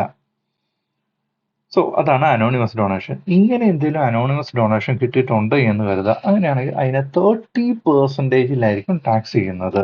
ടാക്സ് എടുത്ത് 30% on the aggregate amount of anonymous donation received in excess of higher of the following, namely എന്ന് പറയുമ്പോഴത്തേക്കും ഈ പറയുന്ന താഴെ പറയുന്ന രണ്ട് കാര്യങ്ങളുണ്ടല്ലോ, ഇതിൻ്റെ അകത്ത് വിച്ച് എവർ ഈസ് ഹയർ നോക്കുന്നു. Okay, which ever is higher നോക്കുന്നു, ആൻഡ് അതിനേക്കാളും കൂടുതലായിട്ട് അനോണിമസ് ഡൊണേഷൻ കിട്ടുവാണ് എന്ന് കരുതുക. അതിൻ്റെ മുകളിൽ 30% ആയിരിക്കും ടാക്സ് കൊടുക്കേണ്ടതായിട്ട് വരുന്നത്. ഓക്കെ, എന്ന് പറയുമ്പോഴത്തേക്കും എന്താണെന്നുള്ളത് നോക്കാം. ഈ ഹയർ എന്ന് പറയുന്നത് രണ്ട് കാര്യങ്ങളിൽ ഏതൊക്കെയാണ്? First one, 5% of total donation received by the assessee എന്ന് പറഞ്ഞാൽ അസസിക്ക് കിട്ടിയേക്കുന്ന ഡൊണേഷൻസ് ഉണ്ടല്ലോ, അതിന്റെ 5% വരെ അനോണിമസ് ഡൊണേഷൻ ആവാം. Or 1 lakh. ഈ 1 lakh or 5% of total donation. So for example, അസസിക്ക് കിട്ടിയിരിക്കുന്ന ടോട്ടൽ ഡൊണേഷൻ 100 lakh ആണ് എന്ന് കരുതുക. ഈ 100 lakhന്റെ 5% എന്ന് പറയുമ്പോഴത്തേക്കും 5 lakh ആണല്ലോ. So 5 lakh or 1 lakh. ഈ 1 lakh which ever is higher, ഇത് രണ്ടും തമ്മിൽ കമ്പയർ ചെയ്യുമ്പോൾ ഹയർ എന്ന് പറയുന്നത് 5 lakh. സോ ഈ പർട്ടിക്കുലർ അസസിക്ക് 5 lakh വരെ അനോണിമസ് ഡൊണേഷൻ റിസീവ് ചെയ്യാൻ പറ്റും. 5 lakhിൽ കൂടുതൽ അനോണിമസ് ഡൊണേഷൻ റിസീവ് ചെയ്തിട്ടുണ്ട് എന്ന് കരുതുക. ആ എമൗണ്ടിന് മുകളിൽ 30% ആയിരിക്കും ടാക്സ് വരാൻ പോകുന്നത്. ഓക്കെ, ഇതിൻ്റെ അകത്തുള്ള എക്സെപ്ഷൻസ് രണ്ട് കോണ്ടക്സ്റ്റിൽ അവർ എക്സെപ്ഷൻ ഉണ്ട് എന്ന് പറഞ്ഞ് രണ്ട് കോണ്ടക്സ്റ്റിലുള്ളവർക്ക് അനോണിമസ് ആയിട്ട് ഡൊണേഷൻ റിസീവ് ചെയ്താൽ പോലും 30% ടാക്സ് കൊടുക്കേണ്ട കാര്യമില്ല. ഏതാണെന്ന് നോക്കാം. ഇനി trust or institution created or established wholly for religious പർപ്പസിന് വേണ്ടി ക്രിയേറ്റഡ് ആയിട്ടുള്ള ഒരു ട്രസ്റ്റ് അല്ലെങ്കിൽ ഇൻസ്റ്റിറ്റ്യൂഷൻ അവർക്ക് അനോണിമസ് ഡൊണേഷൻ കിട്ടുവാണ് എന്ന് കരുതുക. അതിന് ഈ പറയുന്ന പ്രൊവിഷൻ ആപ്ലിക്കബിൾ അല്ല. എന്ന് പറഞ്ഞു കഴിഞ്ഞാൽ അതിന് ഈ പറയുന്ന 30% ഈ പറയുന്ന higher rate of tax applicable അല്ല എന്നുള്ള ഓർത്തേക്കുക. ഓൺലി തിങ് അവർക്കുള്ളത് ആ കിട്ടിയേക്കുന്ന എമൗണ്ടിനെ നേരത്തെ നമ്മൾ കണ്ടതുപോലെ തന്നെ അവർ അപ്ലൈ ചെയ്യുക എന്ന് മാത്രമേ ഉള്ളൂ. ദെൻ രണ്ടാമതായിട്ട് ഇനി trust or institution created or established only four religious and charitable purpose. So religious purpose മാത്രമല്ല, റിലീജിയസ് ആൻഡ് ചാരിറ്റബിൾ പർപ്പസിന് വേണ്ടി ക്രിയേറ്റഡ് ആയിട്ടുള്ള ഏതെങ്കിലും ട്രസ്റ്റ് ഓർ ഇൻസ്റ്റിറ്റ്യൂഷൻ ഉണ്ടെന്ന് കരുതുക, അവർക്കും ഈ പറയുന്ന പ്രൊവിഷൻ ആപ്ലിക്കബിൾ ആണ്. നമുക്ക് സെക്ഷൻ 11 അകത്താണല്ലോ എക്സംപ്റ്റഡ് ഇൻകത്തിനെ പറ്റി പറഞ്ഞേക്കുന്നത്.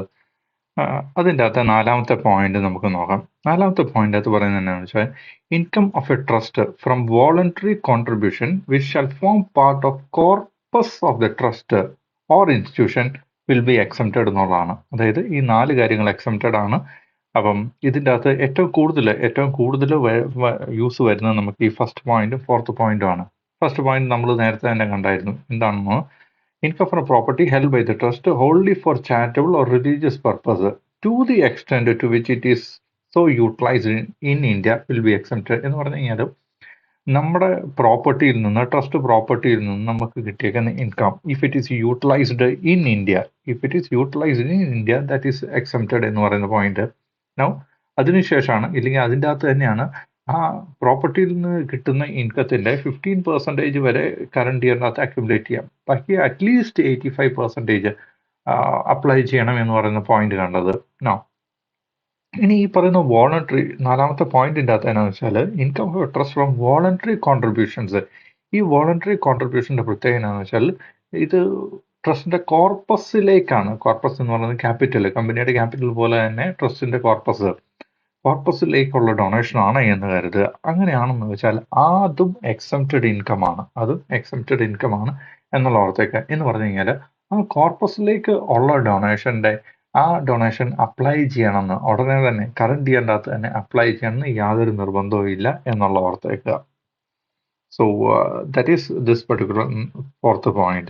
Income of a trust from voluntary contribution which shall form part of corpus of the trust of the institution will be exempted. ഇനി നമുക്ക് ഇലിസ്ട്രേഷനിലേക്ക് പോകാം. Illustration number 8. From the following information, compute total income of a trust and its tax liability for the assessment year 2023-24. So total income calculate ചെയ്യണം, അതുപോലെ തന്നെ tax ലയബിലിറ്റിയും calculate ചെയ്യണം. ആദ്യമായിട്ട് income of the trust 10 lakh. Okay, donation ശ്രദ്ധിച്ചോണം, ഇത് corpus donation ആണ്. Corpus donation എന്ന് പറയുമ്പോഴത്തേക്കും അത് എക്സംപ്റ്റഡ് ആണ് എന്ന് നമ്മളിപ്പം കണ്ടായിരുന്നല്ലോ. സോ കോർപ്പസ് ഡൊണേഷൻ ഈ 5 lakh rupees ഇത് എക്സംപ്റ്റഡ് ആണ് എന്ന് പറഞ്ഞു കഴിഞ്ഞാൽ അതിനെ കറണ്ട് ഇയർ തന്നെ അതിന്റെ ആപ്ലിക്കേഷൻ വേണമെന്ന് യാതൊരു നിർബന്ധവും ഇല്ല. കാര്യം എന്താണെന്ന് വെച്ചാൽ that is towards capital of the trust, ആ ട്രസ്റ്റിന്റെ കോർപ്പസിലേക്കുള്ളതാണ്. സോ ആപ്ലിക്കേഷന്റെ ആ ഒരു ആംഗിൾ കൺസിഡർ ചെയ്യും. അതായത് ടോട്ടൽ ഇൻകത്തിന്റെ ഇത്ര 85% എങ്കിലും അപ്ലൈ ചെയ്യണം എന്ന് പറയുന്ന കാൽക്കുലേഷൻ ഉണ്ടല്ലോ, ആ കാൽക്കുലേഷൻ്റെ അകത്ത് ഒരു കാരണവശാലും കോർപ്പസിനെ നമ്മൾ എടുക്കത്തില്ല. Then other voluntary donation 4 lakh.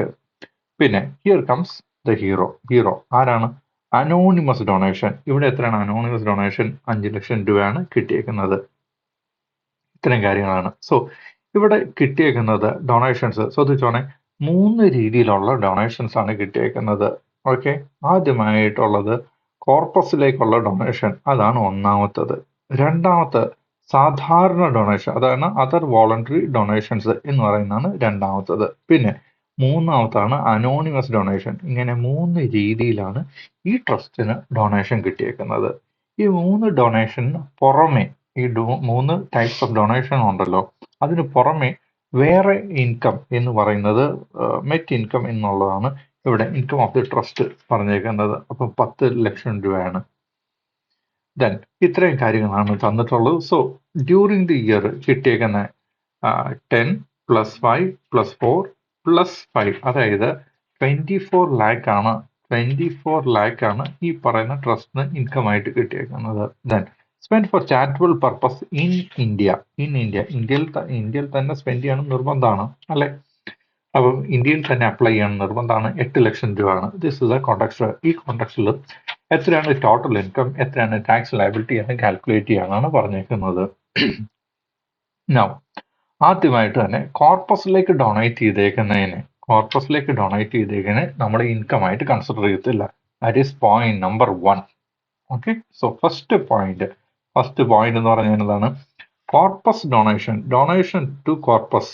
Okay, corpus donation ഉണ്ട് എന്നത് that is accepted. That is point number 1.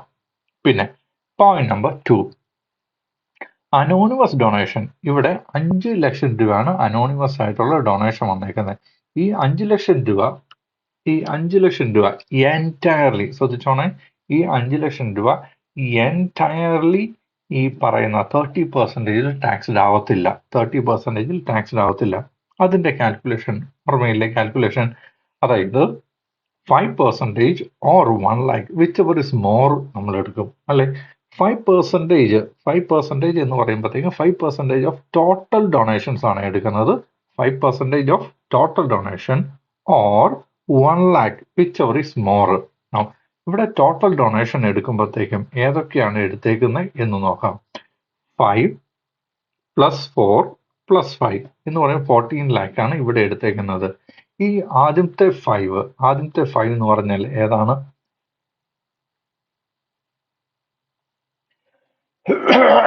നമ്മൾ കണ്ടു 3 രീതിയിലാണ് ഇവിടെ ഡൊണേഷൻ. ഏതൊക്കെയാണ്? 1 കോർപ്പസിലേക്കുള്ളത്, 2 വോളണ്ടറി ഡൊണേഷൻ, 3 അനോണിമസ് ഡൊണേഷൻ. ഈ 3 ഇവിടെ ഡൊണേഷൻ എന്ന് പറഞ്ഞുകൊണ്ട് എടുത്തേക്കുന്നത്. സോ ആദ്യത്തെ 5 എന്ന് പറയുന്നത് ഇവിടുത്തെ കോർപ്പസിലേക്കുള്ള ഡൊണേഷൻ ആണ്. രണ്ടാമത്തെ 4 ലക്ഷം എന്ന് പറയുന്നത് വോളണ്ടറി ഡൊണേഷൻ ആണ്. മൂന്നാമത്തെ 5 ലക്ഷം എന്ന് പറയുന്നത് അനോണിമസ് ഡൊണേഷൻ ആണ്.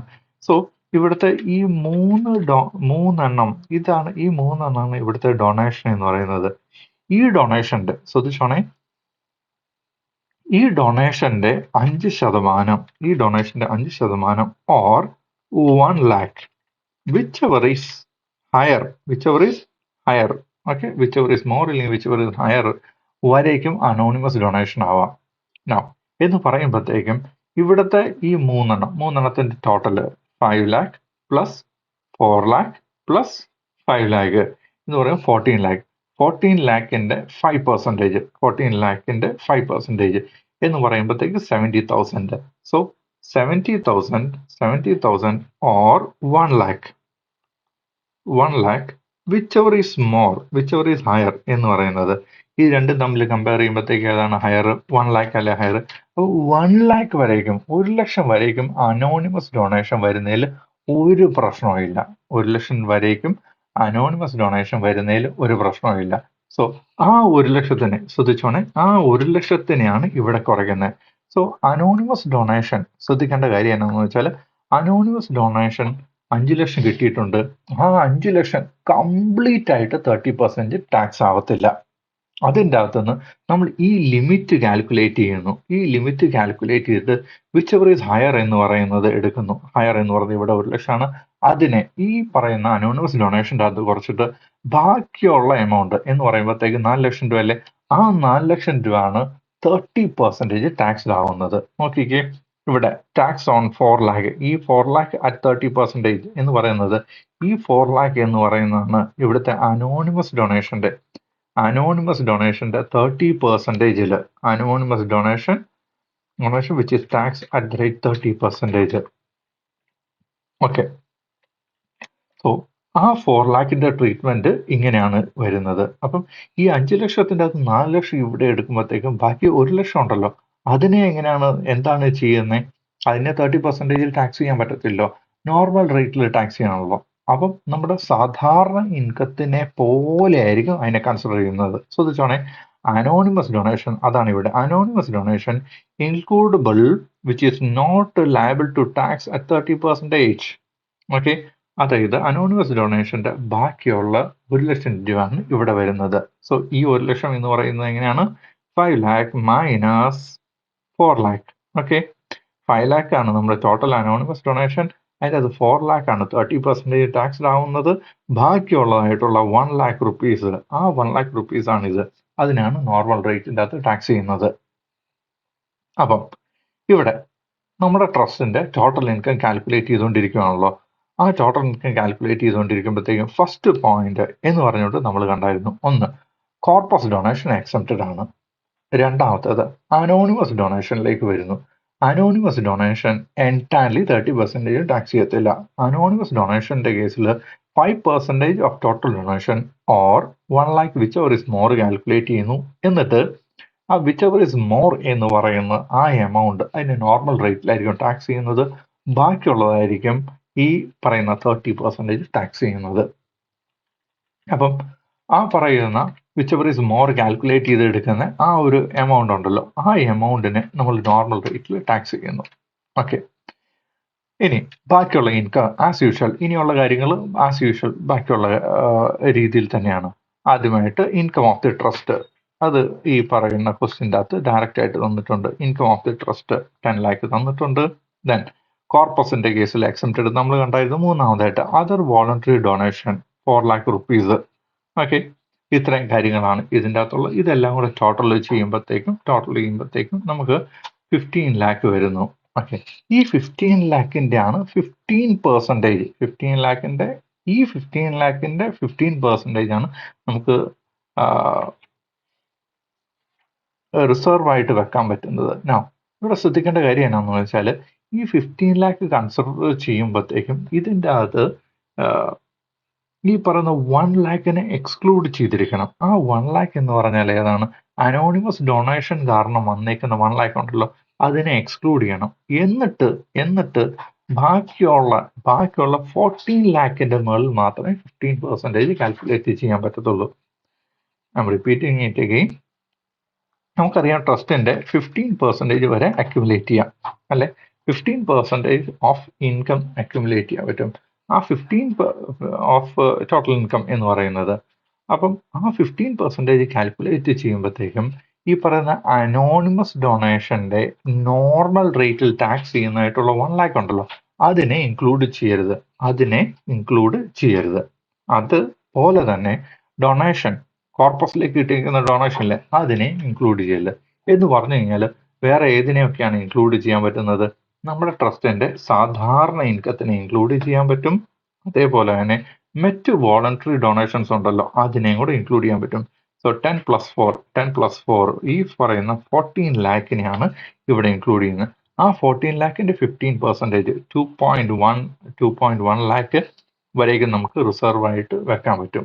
ദെൻ ക്വസ്റ്റിനകത്ത് ക്ലിയർ ആയിട്ട് പറഞ്ഞിട്ടുണ്ട്, spend for charitable purpose 8 lakh എന്ന് പറഞ്ഞിട്ടുണ്ട്. അപ്പം ആ 8 lakhനെ കുറയ്ക്കാൻ പറ്റും. Okay, just so 2,10,000 8 lakh. ഈ 15 lakhന്റെ അകത്ത് ഈ രണ്ട് എമൗണ്ട് കുറച്ച് കഴിയുമ്പോഴത്തേക്കും ബാക്കി 4.9 lakh ആണ് വരുന്നത്. 4.9 lakhന്റെ കൂടെ നമ്മുടെ അനോണിമസ് ഡൊണേഷന്റെ 30% ടാക്സ് ചെയ്യേണ്ട എമൗണ്ട് നമ്മൾ നേരത്തെ കാൽക്കുലേറ്റ് ചെയ്തായിരുന്നല്ലോ, അതിനെയും കൂടെ ആഡ് ചെയ്ത് കഴിയുമ്പോഴത്തേക്കും നമുക്ക് ടോട്ടൽ ഇൻകം 8.9 lakh ആണ് വരുന്നത്. അപ്പം ഈ പറയുന്ന എക്സാമ്പിളിനകത്ത് ട്രസ്റ്റിന്റെ ടോട്ടൽ ഇൻകം 8.9 lakh ആണ്. ഈ 8.9 lakhന്റെ മുകളിലാണ് ടാക്സ് കാൽക്കുലേറ്റ് ചെയ്യുന്നത്. ശ്രദ്ധിക്കേണ്ട കാര്യം എന്താണെന്ന് വെച്ചാൽ, ആ 8.9 lakhന്റെ അകത്ത് 4 lakh അത് അനോണിമസ് ഡൊണേഷൻ ആണ്, അതിനെ 30% ടാക്സ് ചെയ്യും. ബാക്കിയുള്ള 4,90,000 സ്ലാബ് റേറ്റിലായിരിക്കും ടാക്സ് ചെയ്യാവുന്നത്. സ്ലാബ് റേറ്റ് എന്ന് പറയുമ്പോൾ ഫസ്റ്റ് 2,50,000 നില്ല്, അതിനുശേഷമുള്ള എമൗണ്ട് എന്ന് പറയുന്നത് 2,40,000 ആണല്ലോ, അതിനെ 5% ചെയ്ത് കഴിയുമ്പോഴത്തേക്കും നമുക്ക് ടാക്സ് ലയബിലിറ്റി കിട്ടുന്നു. അതിന്റെ മുകളിൽ health and education cess 4% add ചെയ്ത് കഴിയുമ്പോഴത്തേക്കും നമുക്ക് ടോട്ടൽ ടാക്സ് ലയബിലിറ്റി കിട്ടുന്നു 1,37,280. സോ ട്രസ്റ്റിന്റെ കേസിൽ വന്നു കഴിയുമ്പോഴത്തേക്കും അനോണിമസ് ഡൊണേഷൻ വരുവാണെങ്കിൽ, ഇതാണ് ഇതിൻ്റെ അകത്തെ കുറച്ച് കോംപ്ലിക്കേറ്റഡ് ആയിട്ടുള്ള ക്വസ്റ്റ്യൻ. ഓക്കെ, അപ്പോൾ അനോണിമസ് ഡൊണേഷൻ വരുവാണെങ്കിൽ ശ്രദ്ധിക്കേണ്ട കാര്യങ്ങൾ, ആദ്യമായിട്ട് കോർപ്പസിലേക്ക് കൊടുത്തേക്കുന്ന ഡൊണേഷൻ, അതിനെ ഈ പറഞ്ഞ ടോട്ടൽ ഇൻകം കാൽക്കുലേറ്റ് ചെയ്യുമ്പോഴത്തേക്കും അതിൻ്റെ അകത്ത് എടുക്കത്തില്ല എന്നുള്ളതാണ് ഫസ്റ്റ് പോയിന്റ്. പിന്നെ അതിനെ എവിടെയാണോ എടുക്കുന്നത്, കോർപ്പസ് ഡൊണേഷനെ നമ്മുടെ 5% അനോണിമസ് ഡൊണേഷന്റെ ലിമിറ്റ് 5% കാൽക്കുലേറ്റ് ചെയ്യുമല്ലോ, ആ 5% ലിമിറ്റ് കാൽക്കുലേറ്റ് ചെയ്യുന്ന സമയത്ത് അതിനെ എടുക്കും. ഓക്കെ, അതിനെ എടുക്കും. പിന്നെ അനോണിമസ് ഡൊണേഷന്റെ എത്രയാണ് നോർമൽ റേറ്റിൽ ടാക്സ് ചെയ്യുന്നത്, എത്രയാണ് 30% ടാക്സ് ചെയ്യുന്നത് എന്നുള്ള ഈ ഒരു കാൽക്കുലേഷൻ അത് വളരെ ക്ലിയർ ആയിട്ട് ഇടാൻ പഠിക്കണം. അതിനുശേഷം നോർമൽ റേറ്റിൽ ടാക്സ് ചെയ്യുന്നതിനെ ഇവിടെ ഇൻക്ലൂഡ് ചെയ്യണം. ഇവിടെ ഇൻക്ലൂഡ് ചെയ്യുമ്പോഴത്തേക്കും ശ്രദ്ധിക്കേണ്ട കാര്യം എന്താണെന്ന് വെച്ചാൽ 15% ഓഫ് ടോട്ടൽ ഇൻകം കാൽക്കുലേറ്റ് ചെയ്യാൻ വേണ്ടി, അതായത് എത്രത്തോളം റിസർവ് ആയിട്ട് മാറ്റി വെക്കാൻ പറ്റും എന്ന് കാൽക്കുലേറ്റ് ചെയ്യാൻ നേരത്ത് ഈ പറയുന്ന 1 lakhനെ ഇൻക്ലൂഡ് ചെയ്യരുത്. സോ 15% ഓഫ് 14 lakh ആണ് എടുക്കുന്നത്. 14 lakh എന്ന് പറയുമ്പോഴത്തേക്കും ഇൻകം ഓഫ് ദി ട്രസ്റ്റും അതുപോലെ തന്നെ വോളണ്ടറി ഡൊണേഷനും മാത്രം എടുത്തുകൊണ്ടാണ്. ഇത്രയാണ് ഇവിടെ ശ്രദ്ധിക്കേണ്ടത്. So this is this particular thing. So I hope illustration number 8 is clear. അടുത്തത് നമ്മുടെ ഈ ചാപ്റ്ററിലെ last illustration number 9. From following information, compute the total income and tax liability of charitable institution. Okay. നമ്മുടെ question number 8, illustration number 8 പിന്നെ similar ആയിട്ടുള്ളതാണ് illustration number 9. ആദ്യമായിട്ട് income from property held for charitable purpose 10 lakh. Then voluntary donations for corpus, ശ്രദ്ധിച്ചോണേ, corpus of the trust 50 lakh. Other voluntary donations 30 lakh. Anonymous donation 25 lakh.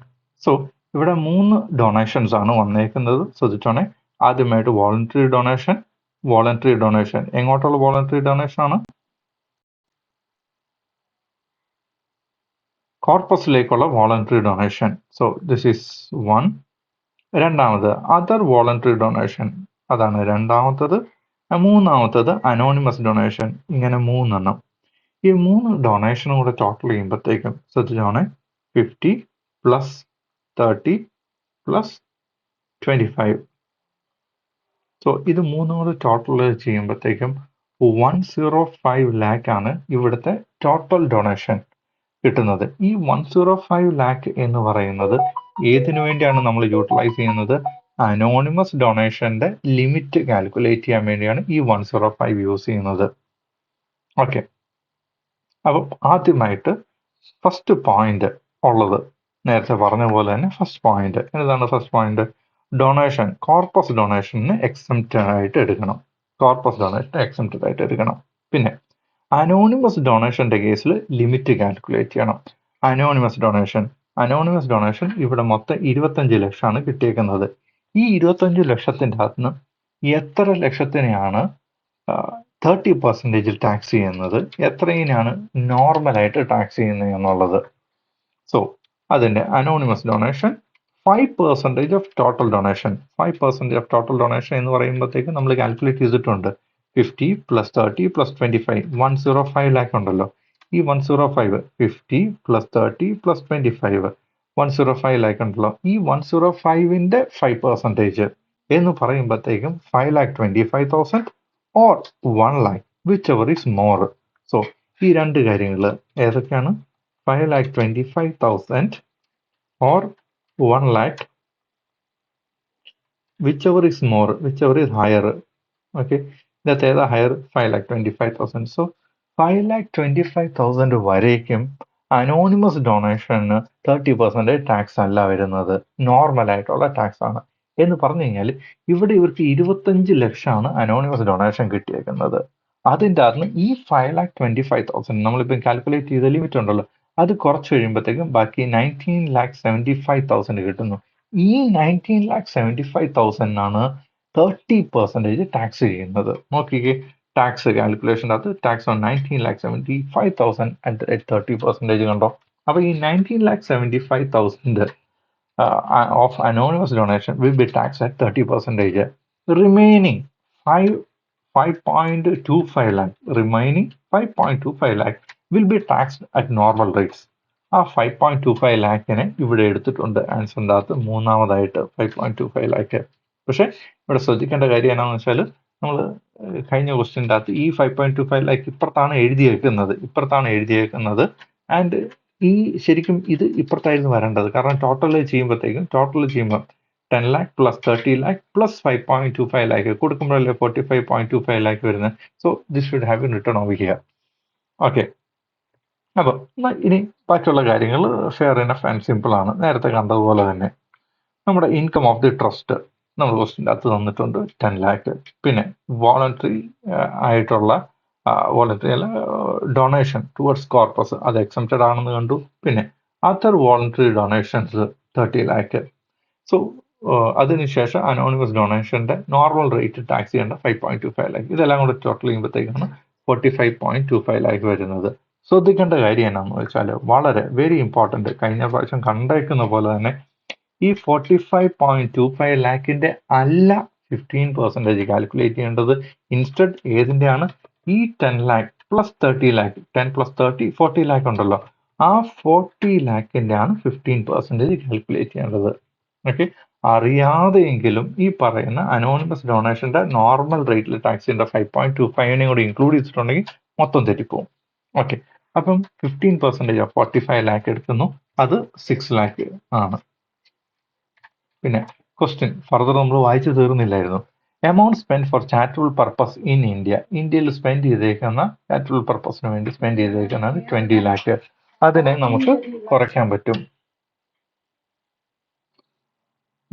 Question number 8 നിന്ന് ഇവിടെ additional ആയിട്ട് തന്നേക്കുന്ന അല്ലെങ്കിൽ പറഞ്ഞേക്കുന്ന ഒരു point എന്നാന്ന് വെച്ചാൽ set apart for use in future charitable purpose. ഇവിടെ conditions fulfilled എന്ന് പറയുമ്പോഴത്തേക്ക് നമ്മുടെ 9A പ്രൊവിഷൻസ് അങ്ങനത്തെ കാര്യങ്ങളെല്ലാം ഫുൾഫിൽ ചെയ്തിട്ടുണ്ട്. അപ്പൊ ഈ 4 ലക്ഷം രൂപ ഇത് പിന്നീടാണ് ഈ കറണ്ട് ഇയറിൽ കിട്ടിയിട്ടുണ്ട് എങ്കിൽ കൂടെയും അതിനെ പിന്നീടാണ് യൂട്ടിലൈസ് ചെയ്യുന്നത് എന്ന് സ്പെസിഫിക് ആയിട്ട് നമ്മൾ ഇൻകം ടാക്സ് ഡിപ്പാർട്ട്മെന്റ് ഇന്റിമേറ്റ് ചെയ്ത് നമുക്ക് അപ്രൂവൽ മേടിച്ചിട്ടുണ്ട്. എന്ന് പറയുമ്പോഴത്തേക്കും ഈ 4 ലാക്കിനെ നമുക്ക് കുറയ്ക്കാൻ പറ്റും. So expenditure for charitable purpose ക്വസ്റ്റിനകത്ത് തന്നിരിക്കുന്നത് 20 ലാക്കിനെ കുറയ്ക്കാൻ പറ്റും. Okay, apart from that set apart for use in future ഈ 4 ലാക്കിനെ കുറയ്ക്കാൻ പറ്റും. അപ്പം ഇങ്ങനെ ഇത്രയും കാര്യങ്ങൾ ഈ 6 lakh എന്ന് പറയുന്നത് 15% ആണ്. ദെൻ ചാരിറ്റബിൾ പർപ്പസിന് വേണ്ടി ആക്ച്വലി സ്പെൻഡ് ചെയ്തേക്കുന്നത് 20 lakh കുറയ്ക്കാൻ പറ്റും. Set apart for future purpose 4 lakh. So ഇത്രയും കാര്യങ്ങൾ, അതായത് 30 ലാക്കിനെ കുറച്ച് കഴിയുമ്പോഴത്തേക്കും ബാക്കിയുള്ളതാണ് 15.25 lakh. ഈ 15.25 ലാക്കിന്റെ കൂടെ അനോണിമസ് ഡൊണേഷന്റെ 30% ടാക്സ് ചെയ്യേണ്ട പോർഷൻ ഉണ്ടല്ലോ, 19,75,000. ഇതിനെ രണ്ടിനെയും കൂടെ ടോട്ടൽ ചെയ്യുമ്പോഴത്തേക്കാണ് നമുക്ക് നമ്മുടെ ടോട്ടൽ ഇൻകം കിട്ടുന്നത്. ടോട്ടൽ ഇൻകം എന്ന് പറഞ്ഞാൽ എത്രയാണ്? 35 lakh കിട്ടുന്നത്. ഈ 35 ലാക്കിന്റെ അകത്ത് നമുക്കറിയാം 19.75 lakh 30%-ലാണ് ടാക്സ് ചെയ്യേണ്ടത്. ബാക്കിയുള്ള 15.25 lakh ഉണ്ടല്ലോ, അതിനെ നോർമൽ ആയിട്ടുള്ള സ്ലാബിന്റെ അകത്താണ് കാൽക്കുലേറ്റ് ചെയ്യേണ്ടത്. നോർമൽ ആയിട്ടുള്ള സ്ലാബ് ഉണ്ടോ, ഫസ്റ്റ് 2,50,000 നില്ല്, ബാക്കിയുള്ള 2,50,000 to 5 lakh 5% ടാക്സ് ചെയ്യുന്നു. പിന്നെ 5 lakh to 10 lakh എന്ന് പറയുന്ന 5 lakhനെ 20% ടാക്സ് ചെയ്യുന്നു. എബവ് 10 lakh 15,25,000 എന്ന് പറയുമ്പോഴത്തേക്ക് എബവ് 10 lakh 5,25,000 ഉണ്ടല്ലോ, അതിനെ 30% ടാക്സ് ചെയ്യുന്നു. സോ അങ്ങനെ ടാക്സ് ഇത്രയും കാര്യങ്ങൾ ടോട്ടൽ ചെയ്യുമ്പോഴത്തേക്കും നമ്മുടെ ടോട്ടൽ ടാക്സ് ലയബിലിറ്റി 8,62,500 ആണ് കിട്ടുന്നത്. ഹെൽത്ത് ആൻഡ് എഡ്യൂക്കേഷൻ സെസും കൂടെ ടോട്ടൽ ചെയ്യുമ്പോഴത്തേക്കും നമ്മുടെ ടാക്സ് ലയബിലിറ്റി 8,97,000 ആയി മാറുന്നു. സോ ഇങ്ങനെ നമ്മുടെ ഈ പറഞ്ഞ ട്രസ്റ്റിന്റെ ഇതാണ് 9ാമത്തെ illustration. Hope this is clear. 9ാമത്തെ ഇല്ലുസ്ട്രേഷൻ്റെ അകത്തും ഈ പറയുന്ന വോളണ്ടറി ഡൊണേഷൻ, കോർപ്പസിലേക്കുള്ള വോളണ്ടറി ഡൊണേഷനും കയറി വരുന്നുണ്ട്, അതുപോലെ തന്നെ അനോണിമസ് ഡൊണേഷനും കയറി വരുന്നു. ഇത് രണ്ടെണ്ണം കൂടെ വരുമ്പോഴത്തേക്കും ഉള്ള ട്രീറ്റ്മെന്റ് ക്ലിയർ ആയെന്ന് വിശ്വസിക്കുന്നു. So with this second part comes to an end.